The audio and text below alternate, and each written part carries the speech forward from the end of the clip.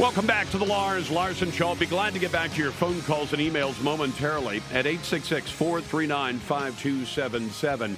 When the media is focused on the Russia threat to U.S. democracy and representative government, China is quietly consolidating power, posing a much more serious threat to freedom. And the man who knows that best is Frank Gaffney, founder and president of the Center for Security Policy in Washington, D.C. Frank, welcome back to the program. Great to be with you, Lars. Thank you. So what are we missing about what China is doing now? They're obviously doing it quietly. Lars, this is one of the great telegraphed punches of all time, and yet we seem to still not be getting it. Back in 1999, two People's Liberation Army colonels published a major book, which means it was approved by the Central Committee and the government. They wanted it out.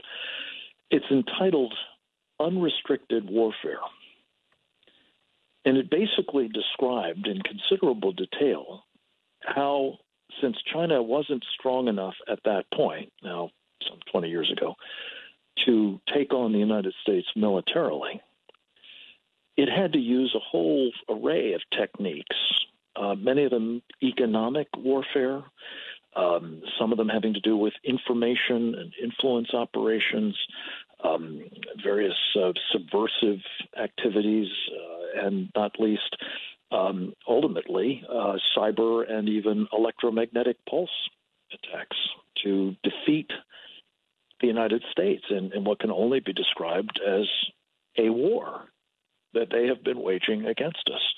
Again, we haven't chosen to acknowledge it as such, or even in some cases perceive it as such. But I think that's what's been going on. And the fact that we're now 20 years into this and still mostly clueless about it, even as the evidence becomes more and more palpable, as that military capability has now caught up.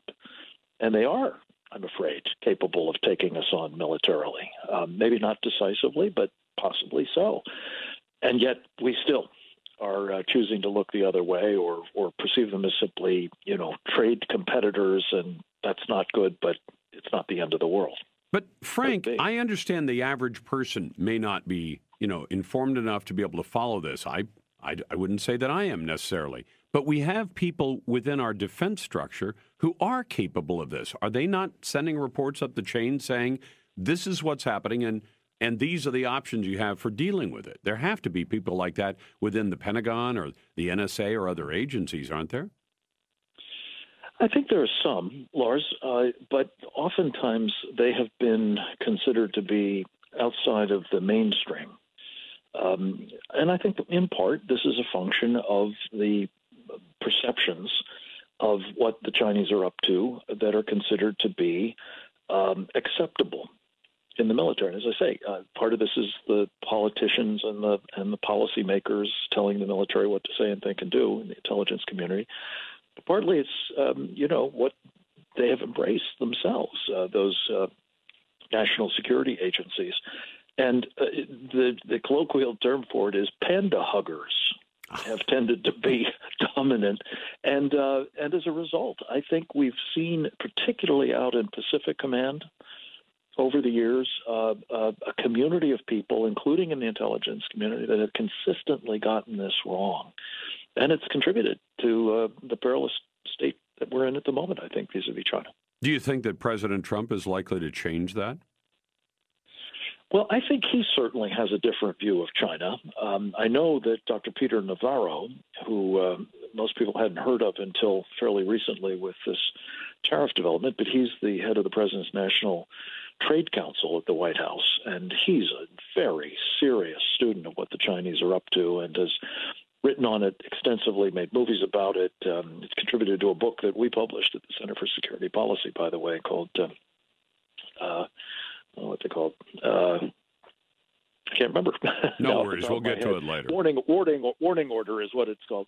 And it talks about, the Chinese preparing for war with the United States, and we had better be doing the same. But Peter Navarro is a very serious guy, and I think, again, he has been contributing, I believe, to President Trump's own serious thought about the competition with China, which I think he understands now transcends just very much an economic and political one.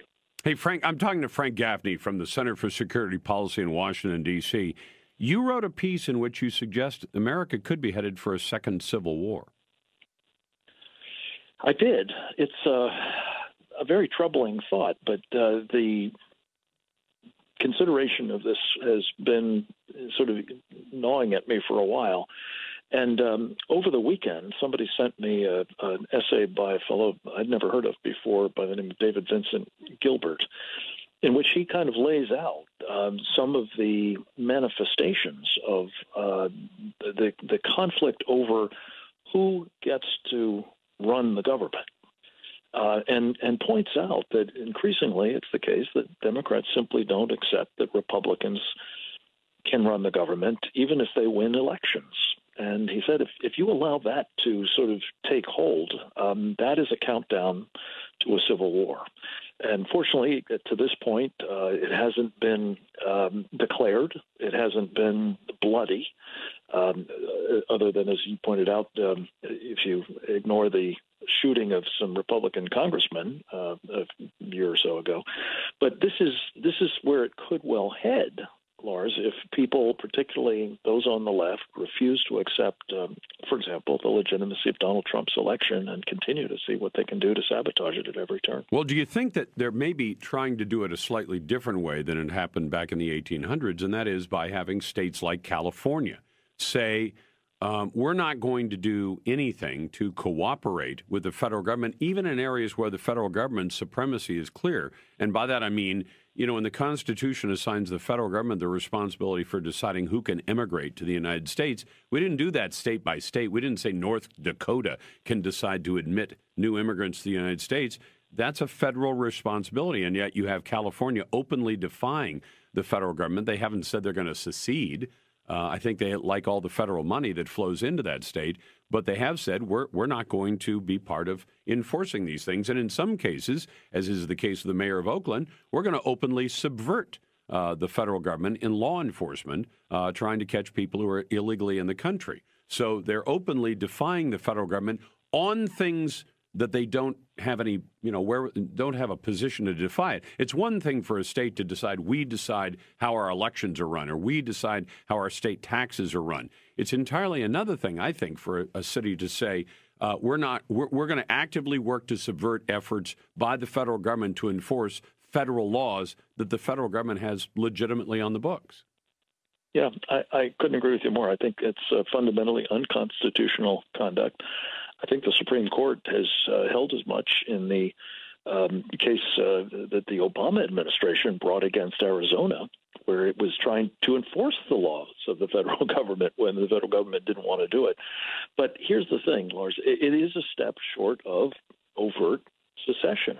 And the question is that where it's headed? Is that what people want in California?